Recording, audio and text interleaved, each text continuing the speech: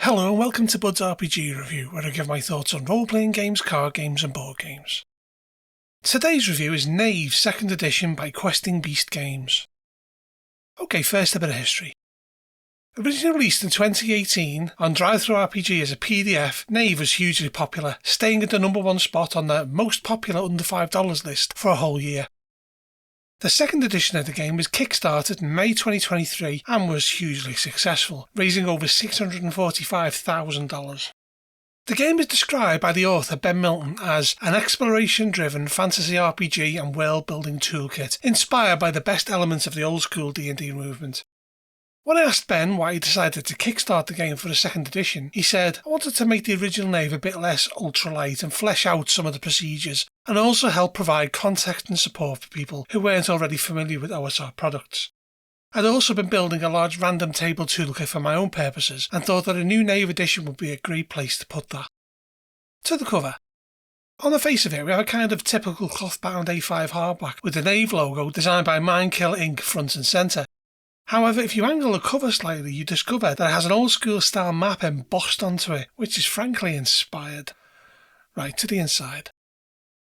As is the trend with this kind of book, we have all of the important rules spread out across the inside of the cover, explaining what you can do with your ability scores, how to do ability checks, combat rules, item slots, damage, spellcasting, relic magic, and varying equipment, which also handily have the page number next to them. Once we move past the credits, we get to the introduction, where the author explains that Knave is an old-school game in a style created by the likes of Gygax, Arneson and Wesley, and designed to be broadly compatible with materials created over the last 50 years for these type of games. The gameplay is designed to be open-ended and explorational, where anything can be attempted, though survival is not guaranteed. The rules are also designed to be open-ended and nothing is sacrosanct. It mentions that the book is filled with random tables to easily allow construction of a world for preparation and off-the-cuff gaming, and it includes tables to create random fantastical monsters.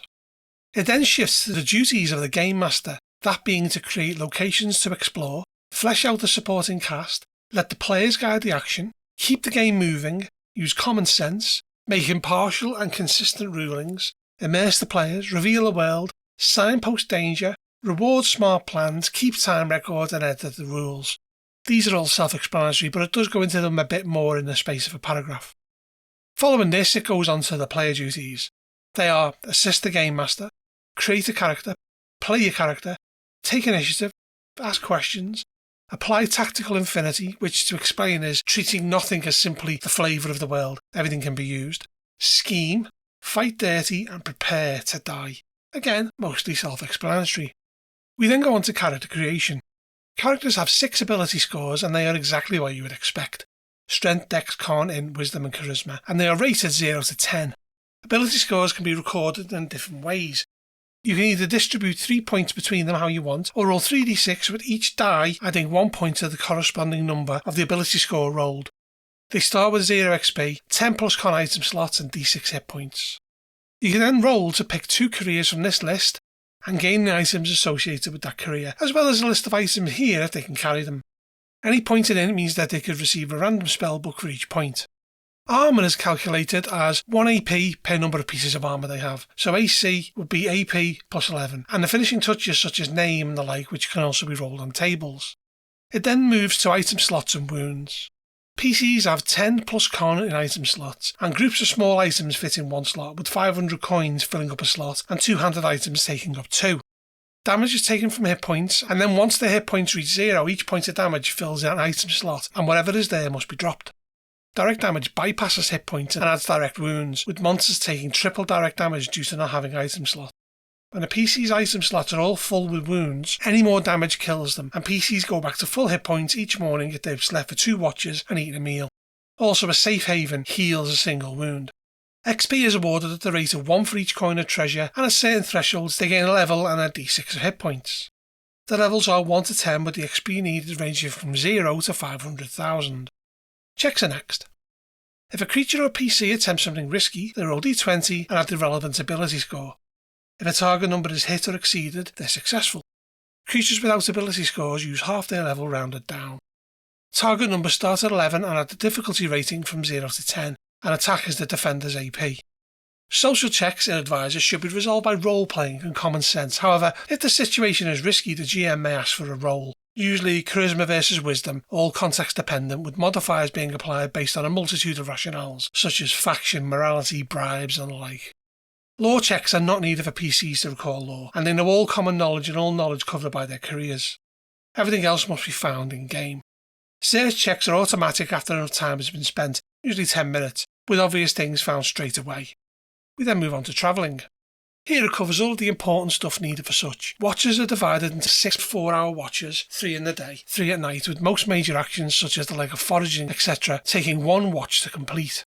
PCs can travel at 1 6-mile hex per watch, up to 3 times daily.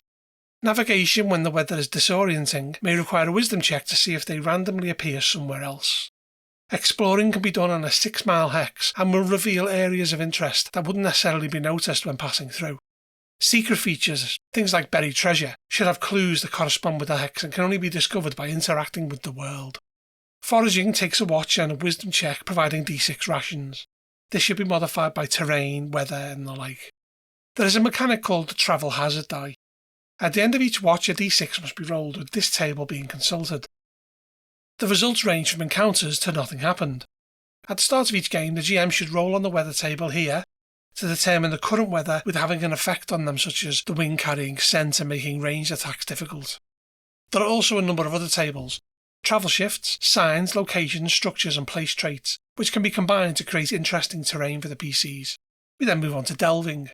Dungeon delving time is tracked in 10-minute increments or turns, with most actions taking a single turn. There's a dungeon hazard die which is similar to the weather table, and then it goes into the necessities of delving. Crawling speed is 120 foot per turn, with traps automatically detected and maps being automatic. Walking speed is 2,400 feet per turn. This means all encounters are surprises and all traps are sprung, but mapping can still be done.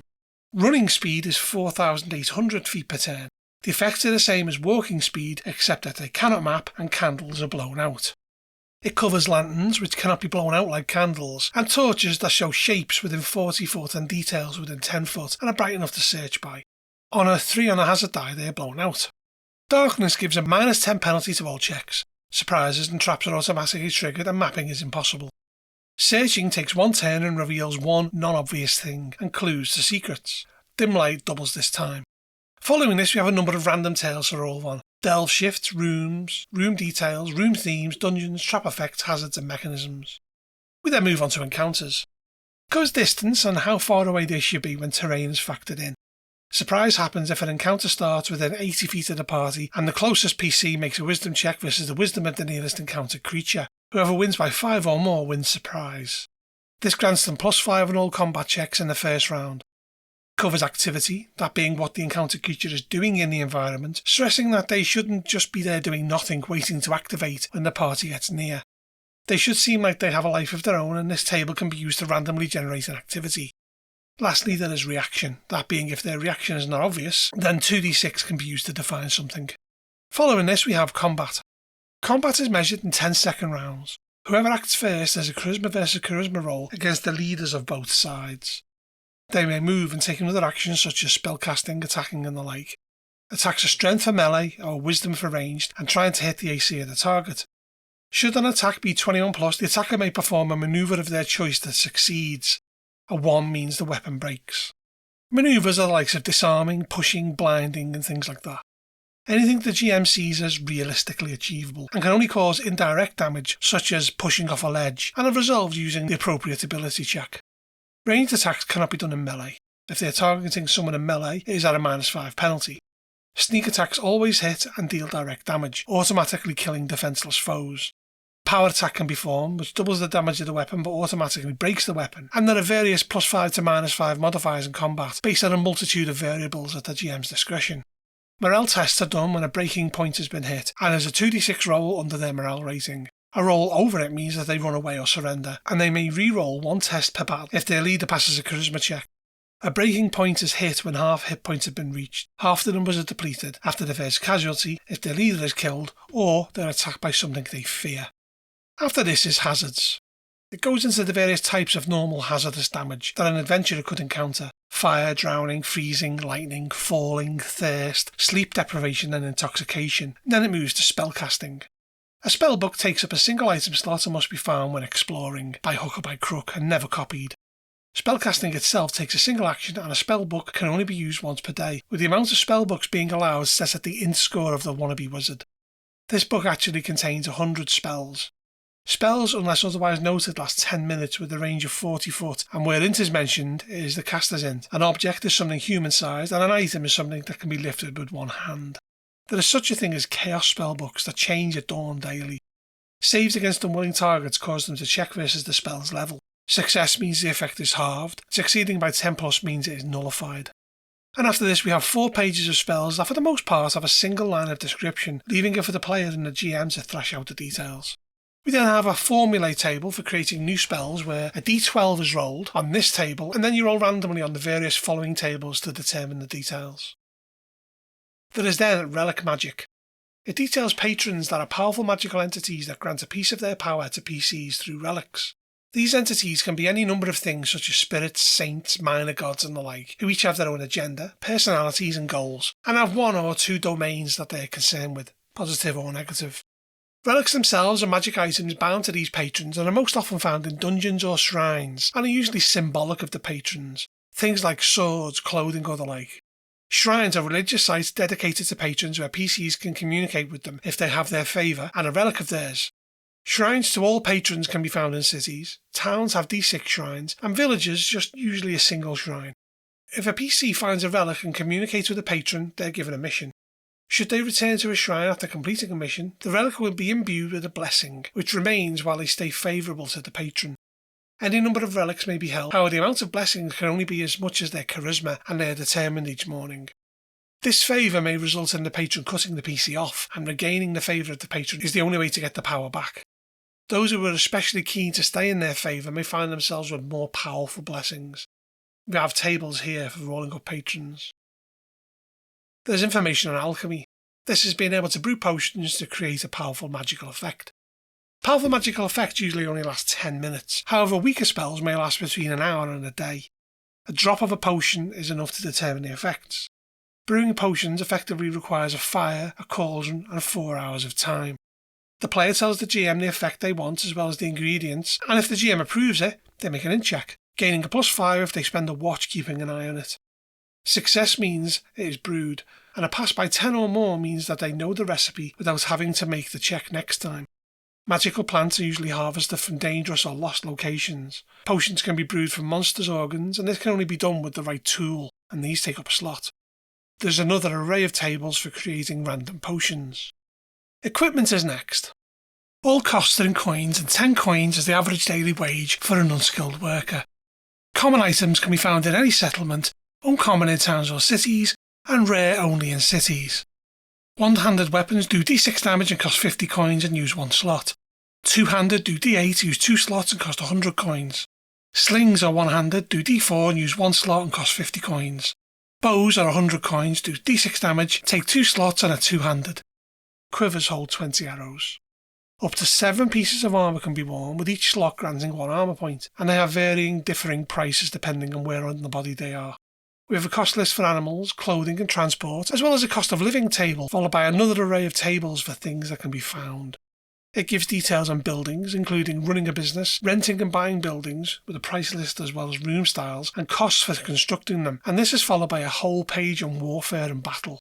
We have even more tables on city themes, city events, street details, buildings, inn names, food traits, food, factions, faction traits, missions and rewards. The next section is on downtime and has a part called carousing. Essentially, the PCs spend some money in downtime and have a mini-adventure which is rolled on this table here with a d20. This can range from making a fool of yourself, gaining an ugly prominent tattoo, signing a shady contract, to meeting a new party member.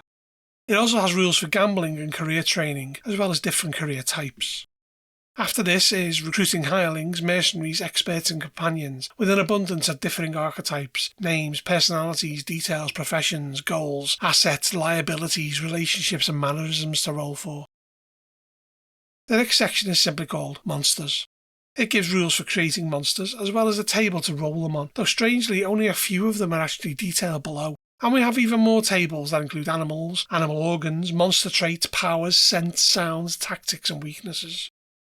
This is followed by a narrated example of play that's pretty good, and a whole section on designer's commentary, where the author talks about the varying inspirations that different games have affected the design process. There's a simple character sheet and a strange little dungeon, followed by a hex map to give something for the would-be GM to work from. Lastly, we have back-end plates which cover even more basic rules. Knave as a product is quite lovely. The book is sturdy, classy looking and feels good in the hand. The art throughout is not only good but highly appropriate, and the whole thing feels tidy from top to bottom. Let me be upfront and say that I have not played Knave, though this is something I would like to change, and I will get to that later. It seems on the face of it to be a bit of a Frankenstein of a game, with elements bolted on from various iterations of the OSR. However, it looks like a game that doesn't lumber along, but that will flow freely, mostly due to the purposeful vagueness around the rules. Before I get into that, I think it's fair to say that in very broad terms, GMs can be divided into two camps. Those that freeform the game and those that stick to a story. And Knave's second edition has definitely been put together to appeal to the former. It has 10 levels of play, and player improvement seems fairly minuscule, especially when compared to D&D in all its varieties, as well as the many, many retro clone variants. Being the kind of GM that loves a good story and long-term play, it's fairly alien to me why Knave seems like it tries its best to put players off becoming attached to their characters, which is kind of textbook make it up as you go along GM buy-in. It seems more like a game that players live in the moment for, rather than one that they would discuss beyond the table. So that leads me on to the rules. I was pleasantly surprised by the down-to-earth common sense of some of them. Let's take, as an example, falling damage. Players take d6 damage per 10 feet fallen. However, if 3 6s are rolled, they're dead. And that's it. So to anybody who's ever played a dice pool system with 2 handfuls of d6s, you know that sometimes it's impossible to roll a single 6. However, most of us have rolled up that character at some point and rolled 3 6s on 3 dice. So we know that a powerful character could fall off a cliff, brush themselves off and walk away, but similarly could fall from a rooftop and die. This does, however, lead me on to something I'm not keen on: classlessness.